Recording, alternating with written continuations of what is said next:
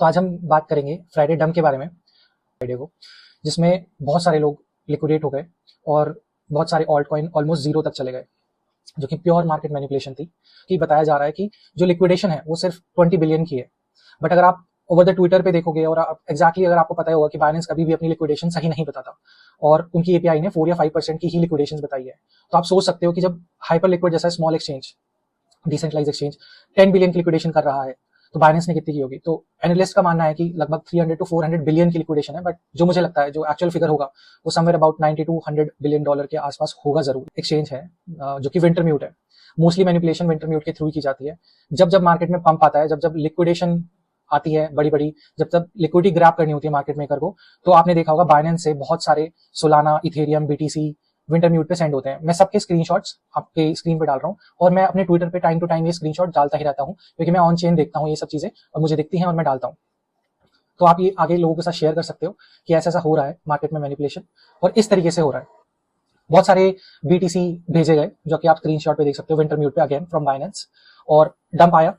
अब आप देखने वाली चीज ये है कि इतना बड़ा एक्सचेंज, इतने सारे उनके यूएसडी कॉइन, उनके मल्टीपल कॉइन्स डीपैक हो गए और most of the coin zero पे चले गए, बहुत 8x 10x डाउन चले गए अपनी वैल्यू से, जो कि इम्पॉसिबल है इतने बड़े एक्सचेंज के लिए, जब तक आप वहां से सारी लिक्विडिटी ही हटा दो।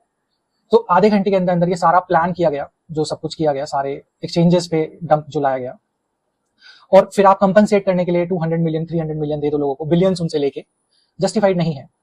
और आप ये देखो, आप बाय भी नहीं कर सकते ऐसे सिचुएशन पे। अगर आप डंप, आप लिक्विडेट भी हो गए, आप बचोगे तो हो ही नहीं, बचे तो हो ही नहीं आप। तो अगर आप लिक्विडेट भी हो तो आप बाय भी नहीं कर सकते ऐसी सिचुएशन में। उन्होंने ये भी मेक श्योर किया, और ये अभी पहली बार नहीं हुआ, ये पास्ट में भी हुआ है, मोस्टली एक्सचेंजेस ने किया है, और बाइनेंस तो हमेशा टॉप पे रहता है हर चीज में, मैनिपुलेशन में भी टॉप पे है, पता चलेगा। कुछ दिन पहले ही 1.9 1.7 बिलियन का एक लिक्विडेशन आया था। वो मुझे जो लगता है, जब मैं देख रहा हूँ ये सब चीजें, वो एक टेस्ट डंप था, और ये उसके बाद फाइनल डंप आया जो मार्केट की सारी ऑल्ट कॉइन की सारी लिक्विडिटी लेके चला गया। बहुत से एक्सचेंजेस पे स्टॉप लॉस ही नहीं वर्क करे, एक्सचेंजेस ही काम करना बंद कर गए, बहुत सारी प्रॉब्लम्स हुई, बहुत सारे लोगों की डेथ हो गई just because of the same reason.